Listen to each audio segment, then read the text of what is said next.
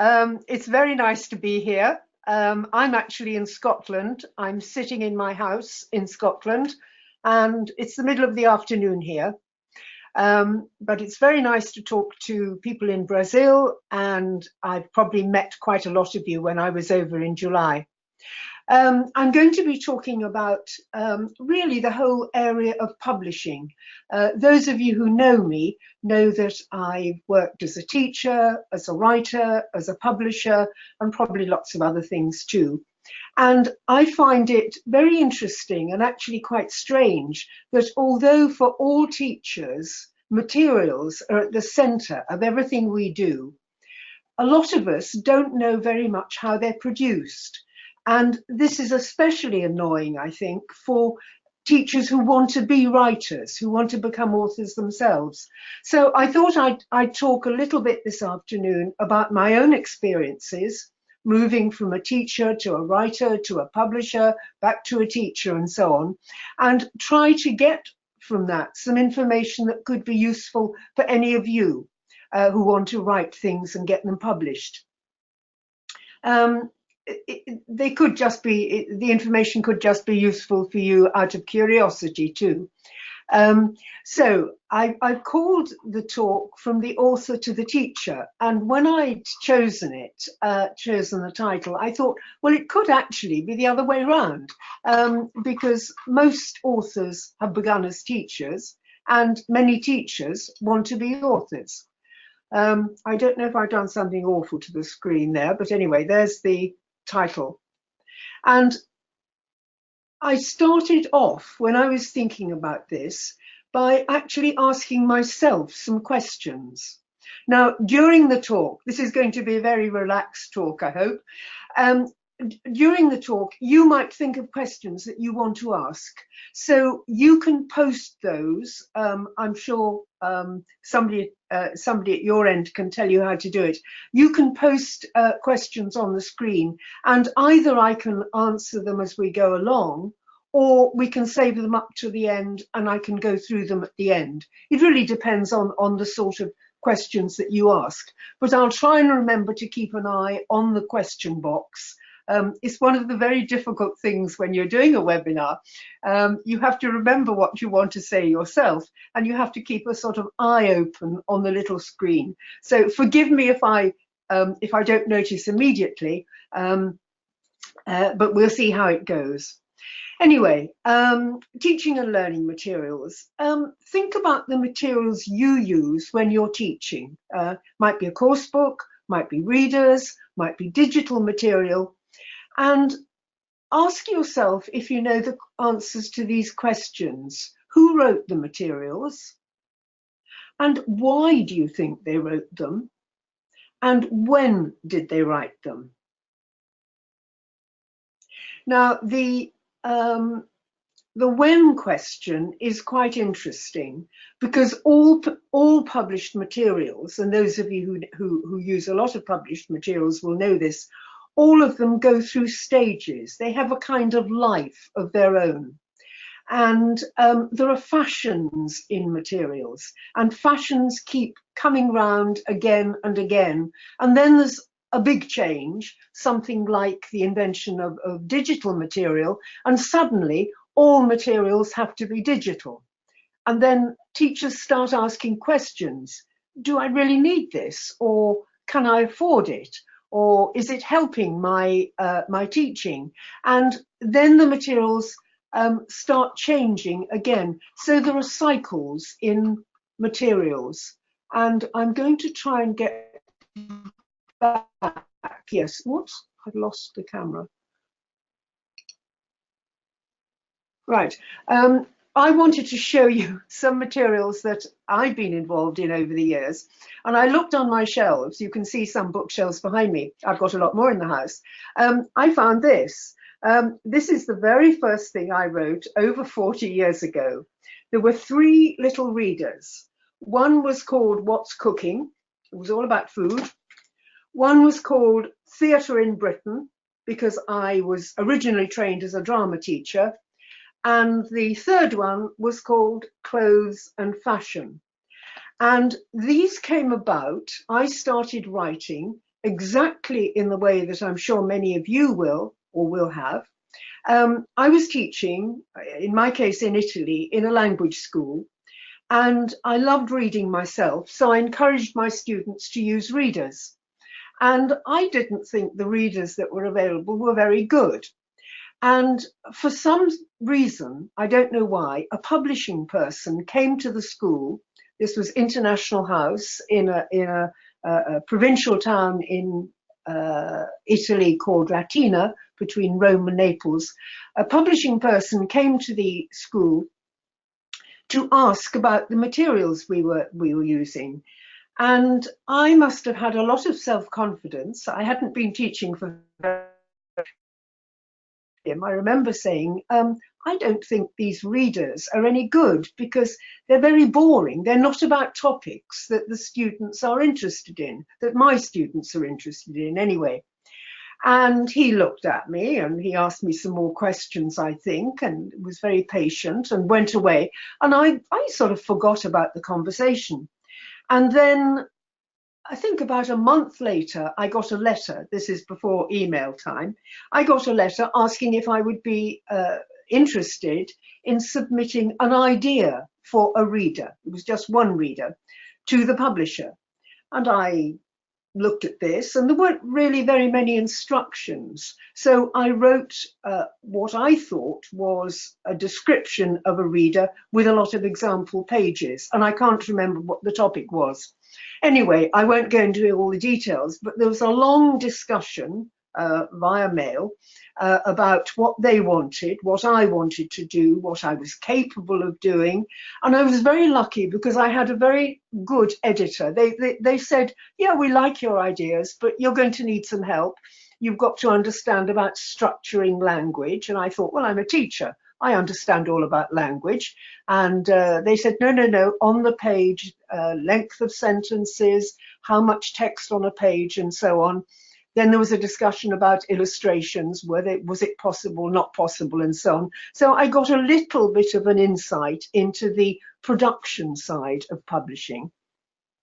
And then after about 6 months of toing and froing, I produced my 3 manuscripts, typescripts.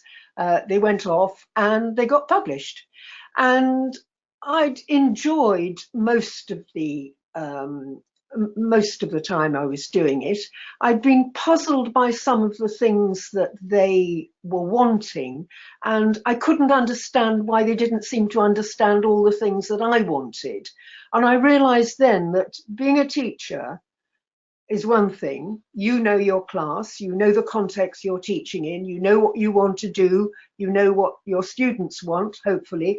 But dealing with a publishing company is different because you're dealing with a set of people who you may have met physically. I had met this publisher, but I hadn't met the rest of the people.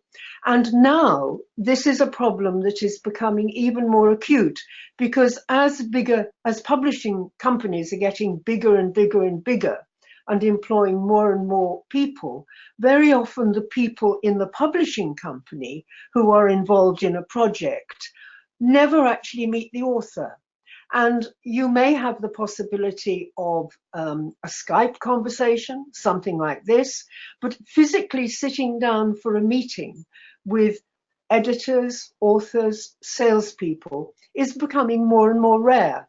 And I think this is a great pity because maybe a reader is not a very complex thing to produce, but you have to make sure as a writer that you understand what the publisher wants. And if there are things that you think are very, very important, then it's very important that you can explain this to the publishing company, especially, I think, in the field of illustration. There has been a tendency in textbooks as well as supplementary material to make sure that all the people in the courses look very good. They look attractive. Well, that's fine. You want your pages to look good to help your students get interested in the content. 15 years ago, there arose a great worry about stereotyping. was it right that if you had a photograph of a doctor, for example, that person would be a male person and probably a sort of middle-aged, confident-looking person.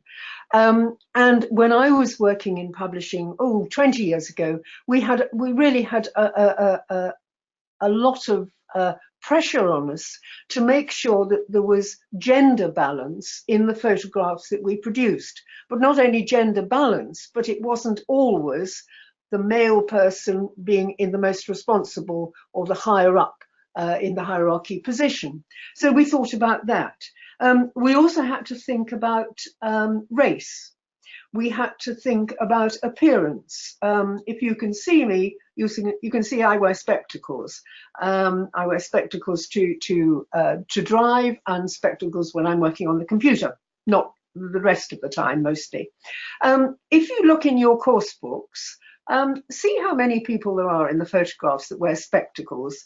This is a concern. I've just been to rather a lot of conferences, and a question that came up in a lot of conferences was how many people in textbooks wear spectacles? How many people suffer a disability, maybe only have one arm? How many older people are there in textbooks? Now, a lot of this is fashion, and as an author, you can go along with it, or you can say, I'm not interested, or you can even argue against it. But it's one of the things that will come up if you're producing any kind of material that is illustrated. And I think you need to think your own opinions on this to express them. You won't always get your opinions accepted, but it's important to clarify your minds. Now, going back to my slides, those were the questions I asked about the materials you're using now, what you know about the person who wrote them, why they probably wrote them. Did they expect to make lots of money? Did they have a burning ambition to write materials? Or was there something wrong, perhaps, with the materials they're using at the moment? And again, if you think about the materials you're using at the moment, are you happy with them? Is your course book the best thing that's ever been invented, as you may have been told in the promotional literature? Or is it something that you think could be a little bit better if you made some changes? Or maybe a bit of supplementary material doesn't quite do what you want it to do for your students. And my second question, bottom question there, is what do you do about it? Because a lot of us, I think, when we're teaching, we're very busy. We have a course book, we have materials, it's okay. We like bits of it, we don't like other bits of it, but actually, well, we go on and we keep on using it until we find something better. But some people don't do that. Some people say, no, I'm going to change it. I didn't mean to get back to that. Right. I think my slides are doing something slightly odd. Anyway, where are we? No, sorry about this. Things at once. No. Right, we'll leave the slides for a moment.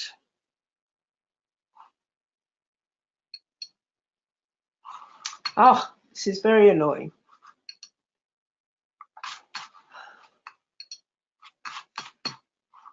As you may have guessed, I much prefer doing live presentations to real people in a room. Anyway, back to materials. I told you that I started out writing readers, and this is how many people began. Readers are fairly easy to produce, but you may have a lot of constrictions. The publisher may have a reader scheme which has a controlled number of words or a controlled number of grammatical features according to the level.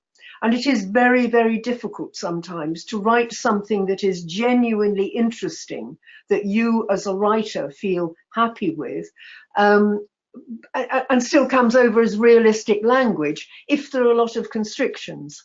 I had this experience about 8 years ago. I was asked to write a reader about Brazil by Macmillan.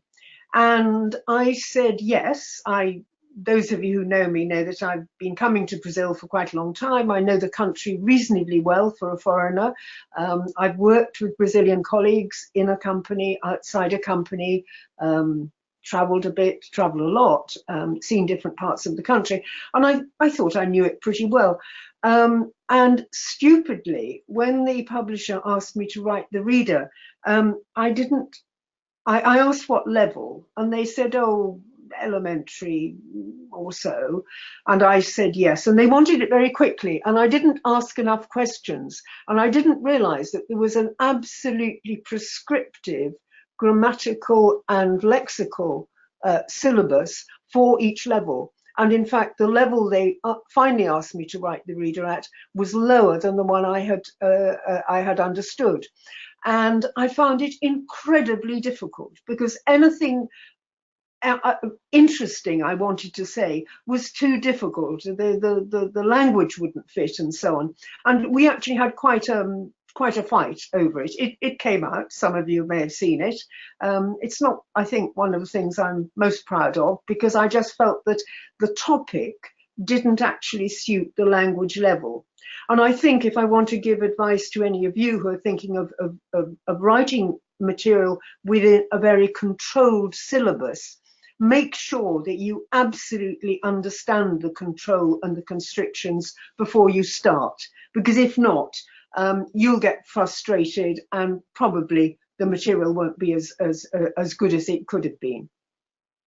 So make sure that you get to know the people in the company, that you can ask them questions, and don't be afraid of asking questions. I think sometimes as a beginner author, one feels that maybe some of one's questions are a bit silly. Well, ask them, because it's much worse if you don't. And I'm going to give you a bit of personal history to show how some of the questions that one might ask as an author help shape the material, and some of it don't. And a lot of it depends on what type of material you're going to produce. So if I can find my, not that slide.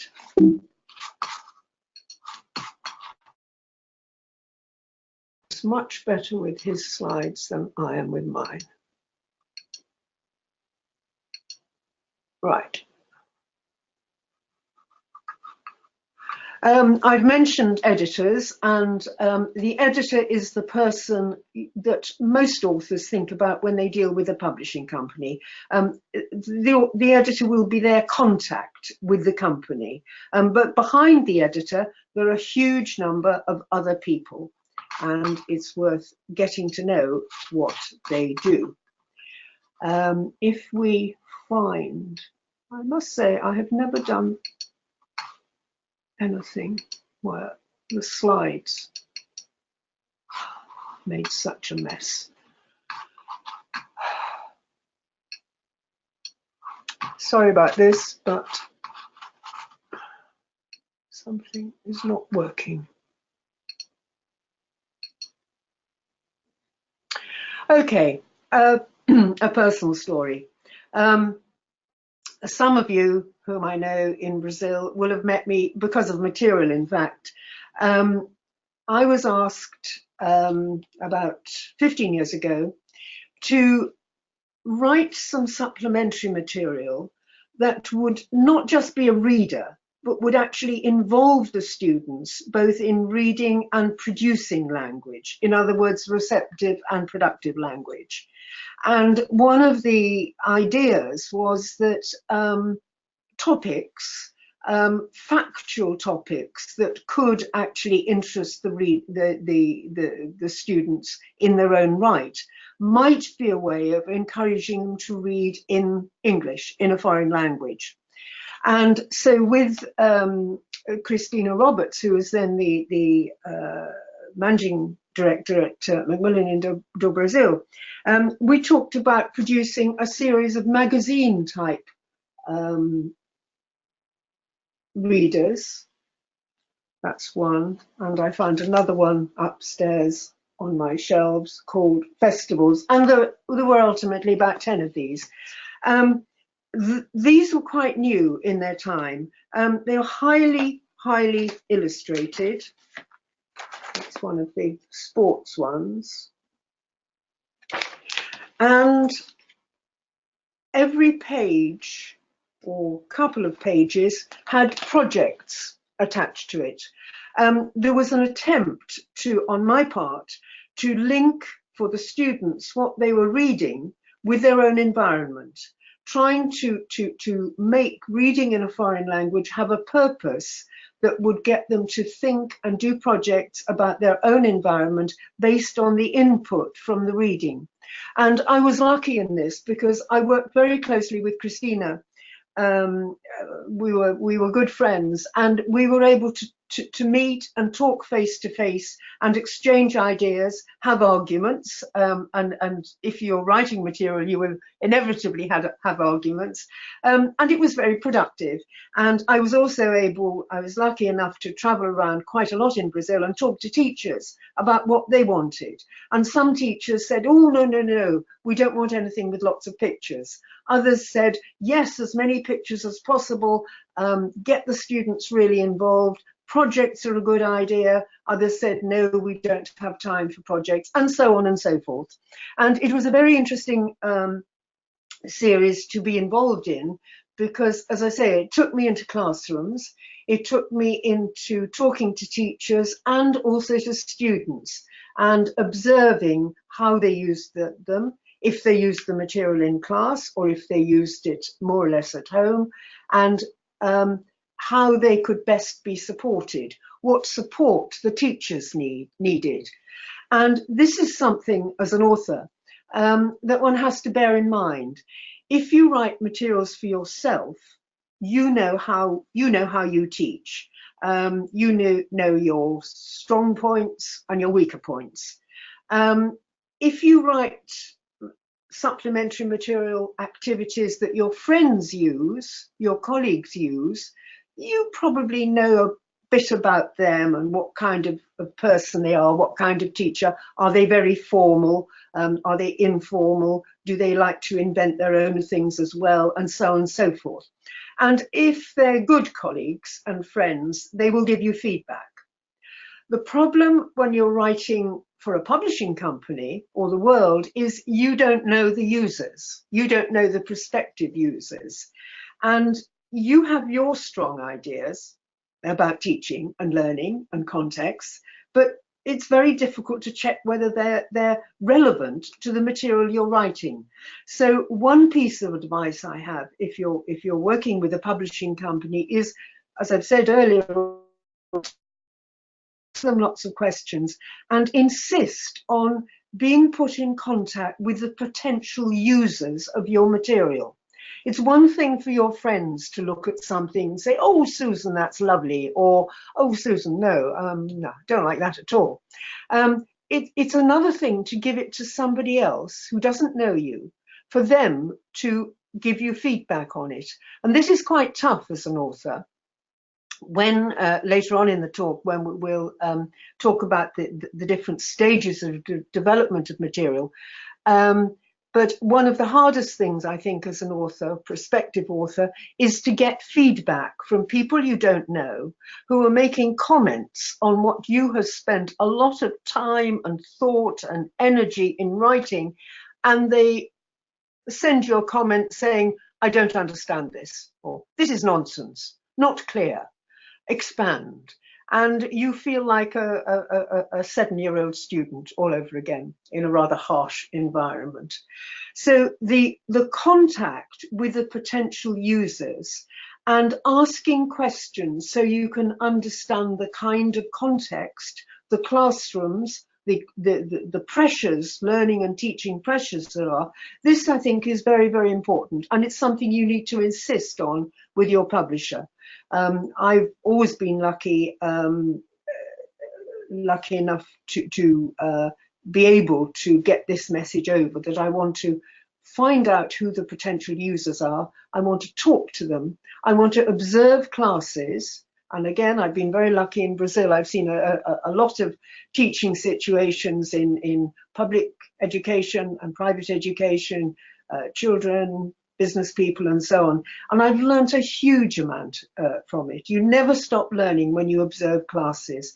And I think this is something that people who sit in big publishing offices need to understand. It is time and money spent on both authors and editors and other publishing people getting out and observing what's going on in classrooms is really, really important. So what I learned from the portfolio series was the importance of looking and listening. I then had another experience in Brazil with a series which, again, some of you might know, because I know it's still being used, the Encounters series. Again, published by Macmillan in Brazil. There were four levels. I couldn't find the third one. This again came out of a suggestion from the publisher.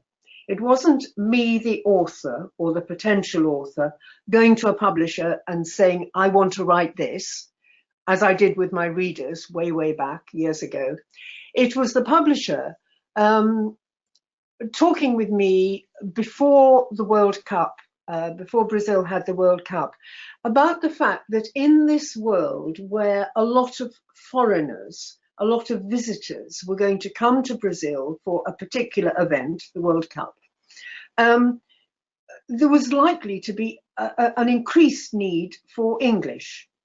And the kind of people who were going to use English were probably not people who'd learnt it as academically.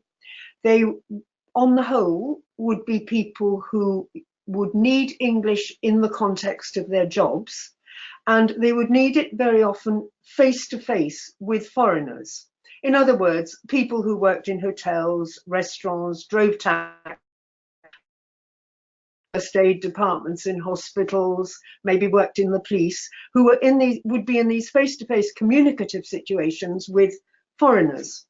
And given that the World Cup is an international event, the foreigners would not necessarily be native speakers of English. They might be Japanese visitors, they might be Indian visitors with their own brand of English, they might be people like me, speakers of British English, so on and so forth. And the situations in which the communication would take place would not be very controlled situations. Some would be controlled, like when you check into a hotel, the person behind the desk on the whole knows what language to use and what to expect from you, and vice versa. But sometimes there are accidents, things go wrong, people don't understand each other, and the communication is actually not very controlled.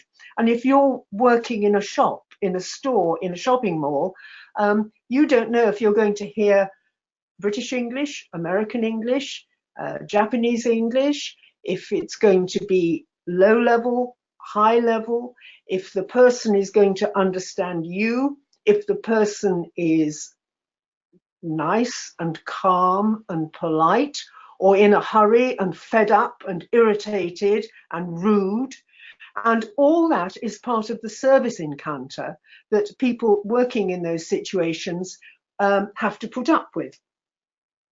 And so this perception of the need for language material to prepare Brazilians for that kind of situation was a very interesting one.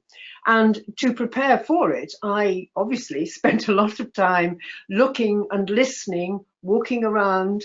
I wish I'd been able to take more photos. I didn't, and I didn't have very much time.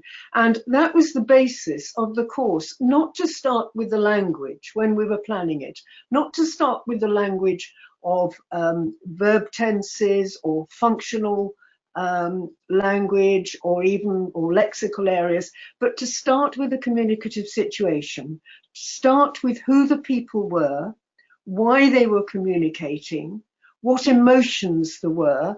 And again, I listened to myself, I listened to my friends, speaking any language. You know, how do you sound when you're angry? How do you express irritation? How do you get over the meaning to somebody who doesn't seem to understand what you're talking about? And, you know, your plane is going to leave in 2 minutes' time, or 20 minutes' time, or 2 hours' time. All this is actually part of service English. And this is an example of the kind of research that if you go into a specialized area of language, language materials, you really need to research for yourself. You know, don't rely on other people, research for yourself and find out as much as you can, and let that shape the material. And that I'll come back to in a few minutes. That is where you can sometimes run up into problems, because the people who are working in the publishing companies may not understand as much about the problems as you do. So those are two projects that I've been involved in, specifically in Brazil, as a writer. And I'm now going to, if I can stop making my slides jump about, go into two other projects. And this is where I've had a different role, well, a kind of different role. The first is what I refer to as the Blue Book. And this I didn't write. Here my role is as the publisher, so the other side of the story, dealing with a publisher, dealing with an author. The author happens over the years to have become a good friend, but we still had arguments. That book is called The Non-Native Teacher, and the author is a Hungarian academic. The second book, which I've been involved with, is one I'm sure you've seen in the SBS stores and at conferences, which came out this year, Teaching English Today, which I wrote by Vinicius Nobre, and both of them are available from SBS. Now, I want to go to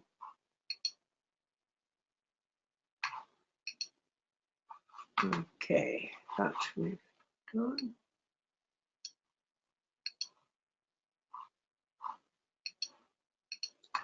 Right. The non-native teacher, me as a publisher. So I'm not an author anymore. I have an idea for a book, or I have met an author who has an idea for a book, and I want to bring out something that will get those ideas out to the world. This particular book has been through 3 editions. The first edition was in 1994, the second in 1999, and the third, this one, the Blue Book, in 2017. It was written in 1994, and those of you who've been in contact with Europe in the 90s may remember this. It was written because in 1989, the Berlin Wall came down. Those of you who remember history, Germany at that stage was divided, the Berlin Wall came down, and the whole revolution, if you like, or evolution of Europe in the 1990s happened.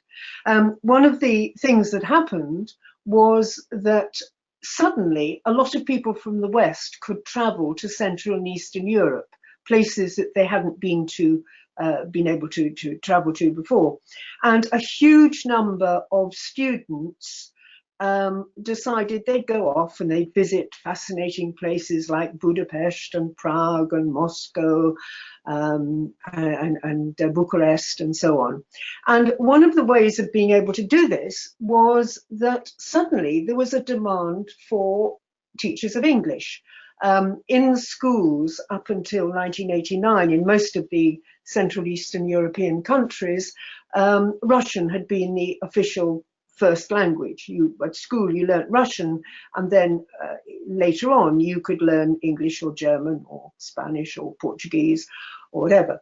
But suddenly, after the wall came down, there was a demand for English, to learn English and to teach English.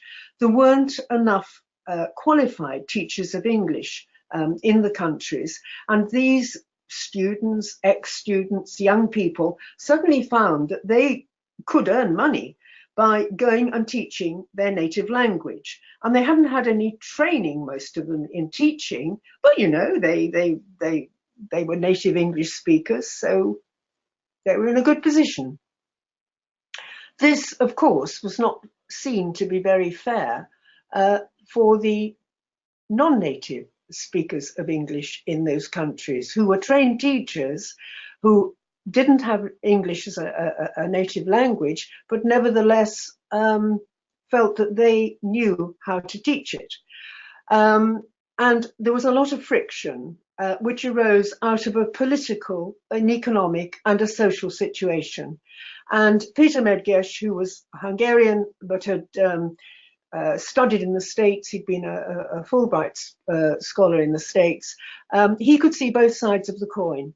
And he wrote the first edition of the Non-Native Teacher in 1994, well, he wrote it in 1993, when I was the publisher, the international publisher in Macmillan in the UK.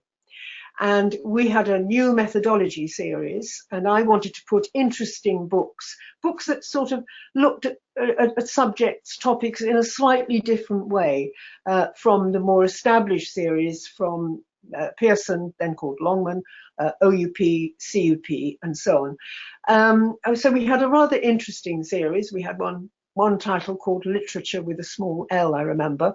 And I thought Peter's book would fit into this. We published it.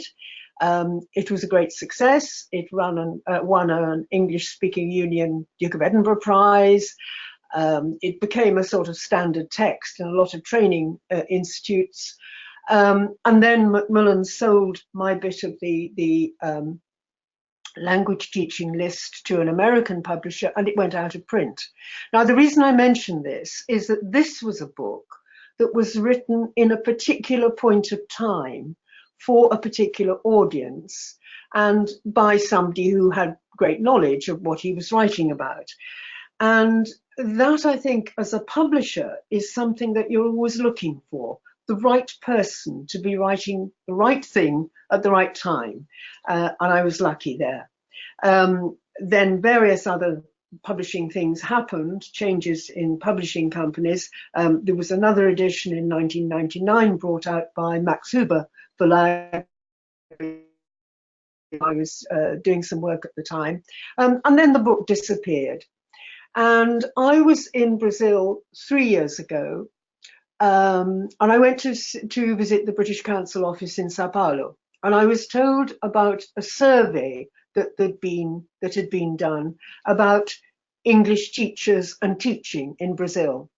And one of the questions, and you may well know this much better than I do, because I can't remember the exact question, but it was something like, who is the ideal teacher of English? And I was told that most of the answers had said that the ideal teacher of English was a native English speaker. And I found this from the visits I'd made in Brazil, the colleagues I had, the people I'd seen. I thought this was utter nonsense. And I found it very surprising, because something that I have always felt in Brazil is that you all take your profession, your training, the work you do, you take very seriously at whatever level. I'm not saying all teachers in Brazil are absolutely fantastic, but there is a professionalism that I've noticed over the years. And I thought that this answer was it didn't fit with my perception. So I began thinking about this. One of the good things about long flights is you have lots of time to think. And by chance, I was going to Budapest to do something, attend a conference a couple of weeks later. And I met Peter Medges, and I was telling him about the Brazil experience. And Peter has been to Brazil also and shared my perception of reality. And we said, well, you know, do you think it's just in Brazil that there's this perception that the native speaker of English is the better teacher? Surely it's not still around. And we talked about it, and we talked to other colleagues and checked, and I began to have a perception that maybe the topic was still relevant, that there was a concern about this. There was an assumption that the native speaker teacher was better in some way, but it was not clear why. Better at what? Always better for every context? And I began to think there are a lot of questions that need answering. And so, because I knew my author, and this is me in publisher mode now, not in author mode, because I knew my author, I said, okay, let's do it.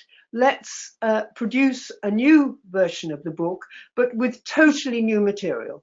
A lot of, I mean, not totally new. Some of it is as it was, but updated. And in order to get people to think, we need, as the author and the publisher, we need to ask questions. So what we decided to do with the non-native teacher was to have the main text, I don't know how clear this would be, have the main text as it was before, and then in the margin, at the sides, have discussion points and questions, so that in a sense the book becomes a dialogue between the author, Peter Medgesh, and the reader, the potential reader and user at the other end. And hopefully the discussion will move from the page to real life, so that in a setup, people can actually, in groups, discuss the ideas, add their own, agree, disagree, and so on. Now, this format, this idea of taking a text which reflects a particular point in time, political, economic, social, taking a text and inviting the readers to participate in it. In other words, to take it and take the ideas and, in a sense, make them their own and communicate with them. This, I think, is quite an exciting thing to do, but it can only be done if, as the publisher, the person who has to invest in the book, find the money to produce it, find the money to promote it, and arrange how to sell it. If the publisher and the author, the person who is going to spend time and thought actually producing it, hopefully to gain some money in the end from royalties, this will only work if they can work very closely together and communicate very closely together, because there will be points when decisions have to be made, and there's probably not a right answer or a wrong answer, but there has to be an answer. Now, an example of this came up with Peter's book, in fact. Right at the end, we have a statement about discrimination in employment based on nationality. Peter didn't want that in. He said it was too political. I said I did want it in because I thought the world ought to know what is legal and what's not legal. We had a discussion, we argued, we asked a colleague to arbitrate, and I'm afraid as publisher I won. So that is an example of me in a different role, but hopefully one where, as a publisher, I could be very sympathetic to the views of an author, but also be sympathetic to the needs of potential readers and users. Now, I want to finish just by looking at the kind of roles, the kind of people that a potential writer is going to meet in the course of changing or developing an idea to the reality of published material. I've talked about authors. I've talked about editors. There are a lot of other people who are often not talked about, and they are very, very important in the development of materials. Most of you, if you work in a school, will have been visited by a sales rep, a sales representative employed by a company, a publishing company, to promote and sell books. All of you, because you're taking part in an SBS webinar event, will know about booksellers. They actually physically hold the stock and get it to you. But I want to come back to the sales representative, because they are a very much misunderstood or undervalued section of the publishing community. A lot of editors don't really know what they do. They just sort of go out and promote books. But sales representatives, good sales representatives, have ears. They will ask you questions. They want to find out what you're using, what you're not using, what you like about it, what you don't like about it, how long you're going to go on using it for, when you're going to change, what would make you change, and so on and so forth. And if you think about the people who come and visit you, I'm sure there are some who are very good. Some of them may have become good friends. Some of them very good at getting information out of you and providing you with what you need and want. Not the ones who just come and tell you that the latest book is the best thing in the world, but who will ask about your teaching situation and context in a way to be able to recommend good material and appropriate material to you. So the sales rep is a very useful link between the teaching world, the school world, and the publishing company. Because good editors will listen to sales reps. They will use them as a source for information. And this, I think, is important to realize, as a good bookseller is also knows a lot about the customer and can relay that information back to the publisher. There are, of course, lots of other areas of publishing, the publishing community, who will affect you if you do write some material. Finance, very, very important. Every single project that comes out is costed. The cost of not just the production of the end thing, but the cost of doing publicity, the cost of promotion, the salaries of all the people who work for the publishing companies has to be taken care of. All that has to come out of the sales of the material. So finance is a really, really important aspect of publishing. I'm not going to go into it in here. It is interesting, but it's the reason why an editor may say to an author, no, we can't use that photograph, it's too expensive. And as an author, you think, oh, come on, you know, it's important. I want that photograph on that page linked with that particular activity. And the editor says, no, I've got a budget, I can't do it. And so there's a lot of behind the scenes communication that goes on in a company, where the editors and the designers are all working to a budget, and they're very conscious of this. Design, very, very important aspect, very important that you can get over to the design team how you want your material to look and have a conversation with them about it. Marketing, extremely important, that you can communicate with them. What is the message of the book? It's not just a better version of something published by another company. It's your idea, your ideal, your dream, if you like, which is a reality. And sales are the people who are actually going to sell it, and if it doesn't sell, it'll go out of print and you won't get any money. I jumped over rather the position of the author in terms of getting a royalty or a fee.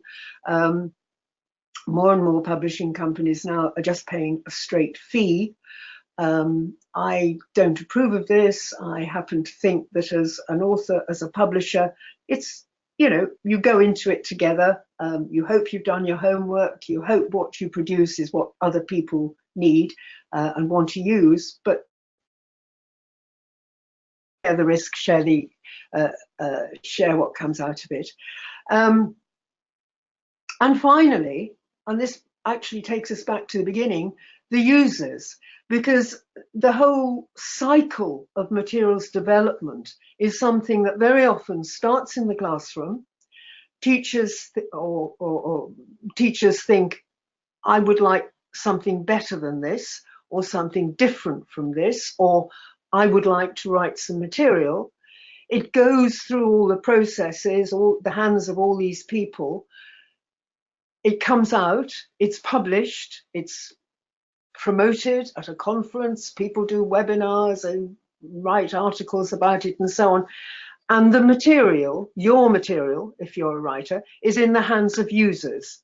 And that's where the cycle begins all over again, because somebody will take what you've written, what you spent time thinking about and working with other people on, and they will start saying, well, I quite like it, but you know, it could be a little bit better if, and they will start doing their own version and adapting and so on. And so it begins all over again. And if you're a good, honest writer or a good, honest publisher, and I hope I'm honest in both, you also will look at the material when it comes out. You listen to the users. You learn from what the users have to say, and you'll go on developing better material. And this, I think, is the fascinating thing for me about materials production, materials development. It is never ending. In a sense, there isn't a perfect answer. What one is trying to do all the time is provide material for people to use in particular contexts, which help them achieve what they want through their teaching. And the final book I wanted to just put up on the screen, as it were, this Teaching English Today, actually reflects that. When we were looking for a title, I can't remember who came up with Teaching English Today, but the two words that I felt were very, very important when you're thinking about teaching is the context in which it happens and the perspectives, the needs of both the learners and the teachers. Because there's a lot talked about teacher qualifications now. I tend to work more from the context to the teacher than the teacher to the context.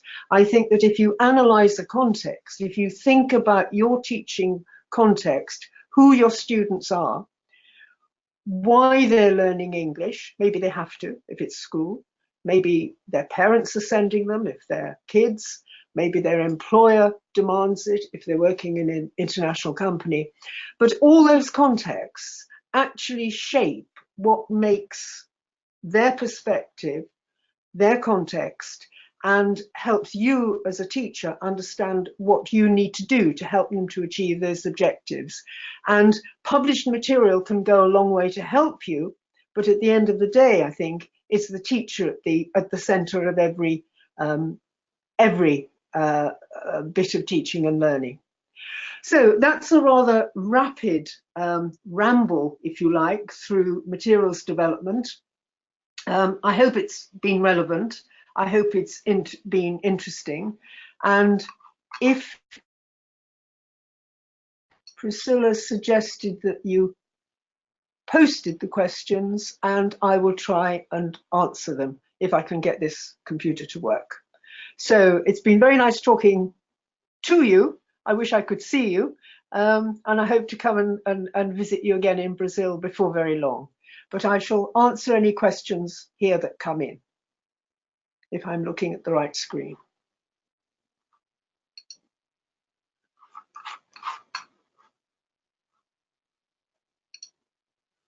Right.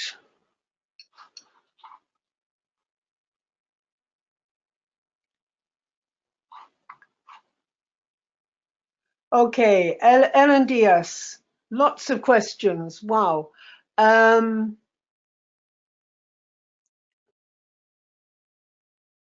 Yes, I will send the slides, and I might improve them a little bit, so I'll send them to Priscilla.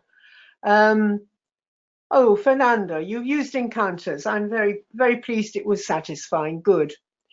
Do I have talks for Brazil for next year? Not yet, but I'm going to be talking to SBS, and I will certainly come. And I would like to travel a little bit outside Sao Paulo as well.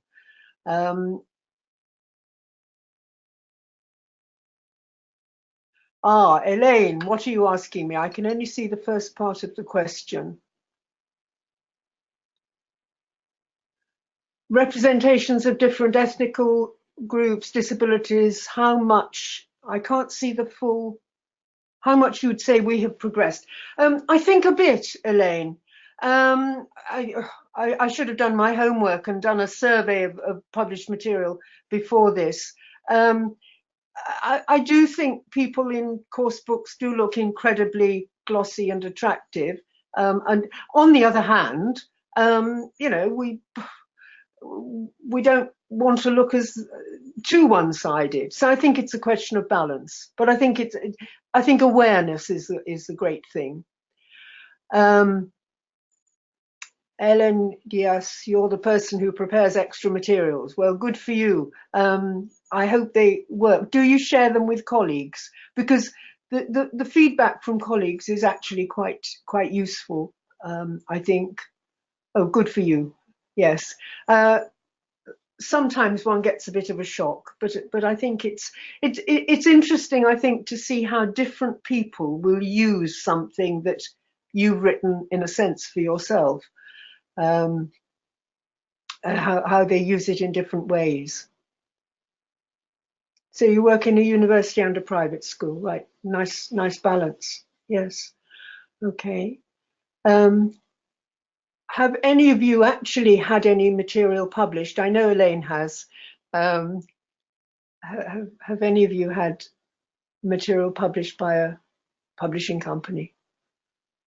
Or refused by a publishing company? That's probably even more common than having it published, sadly. But if you're thinking of writing, talk to a publisher and see if you can be involved with other writers in doing something quite small, first of all. I mean, writing a textbook, writing a course book is enormous, an enormous task. So being part of a team and doing something quite specific is a very good way, actually, of learning how to do it. And actually, as Elena said, writing on the net, of course. I mean, in a funny way, there are many more possibilities now than there used to be in the past, because you know, we can all post blogs. We can, you know, we can sharpen our critical skills, I think, by both writing online and observing what other people write. I mean, there's a lot of rubbish, but there's also some good stuff. If you want to transform things into a book, you go and talk to publishers' representatives at the next conference. See if they think they would work in a book. I think one of the things now, because the range of media is so huge, it's actually quite, you know, some material works better in one medium, other material works better in another. In the past, it was really just print. It looks. Could you active my audio? not sure what that means. Oh, I'm not sure if I can actually hear things.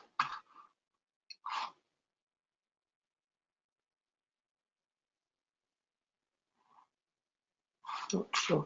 I think possibly, looking at my little clock, I think we probably need to finish here because it's just after 4 o'clock my time.